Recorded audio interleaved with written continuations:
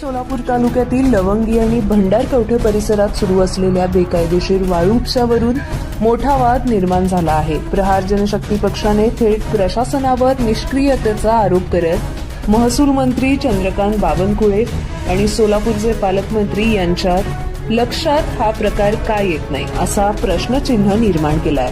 प्रहार जनशक्ती पक्षाचे शहराध्यक्ष आणि जिल्हाध्यक्ष अजित कुलकर्णी यांच्या वतीनं जिल्हाधिकारी सोलापूर आणि दक्षिण सोलापूर तहसीलदार प्रशासनाला लेखी तक्रार देण्यात आली आहे. तक्रारीत म्हटले आहे की तळवी आणि भंडारकवठे परिसरात जेसीबी, पोकलँड आणि मोठ्या ट्रकच्या सहाय्याने दिवस रात्र नदीपात्रातून वाळूची मोठ्या प्रमाणावर लूट सुरू आहे.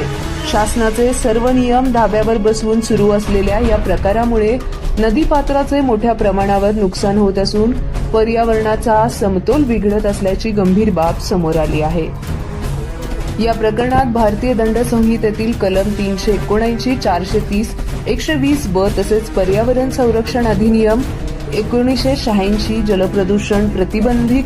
जलप्रदूषण प्रतिबंध अधिनियम 1974 आणि खनिज व खाण अधिनियम 1957 या कायद्यांचे उघडपणे उल्लंघन होत असल्याचा आरोप करण्यात आला आहे. विशेष म्हणजे राष्ट्रीय हरित लवाद NGT नियमानुसार नदीपात्रातून यांत्रिक साधनांनी वाळू उपसा करण्यास बंदी असतानाही संध्याकाळी 6 नंतरही मोठ्या प्रमाणावर वाळू काढली जात असल्याच्या तक्रारीत नमूद करण्यात आले आहे.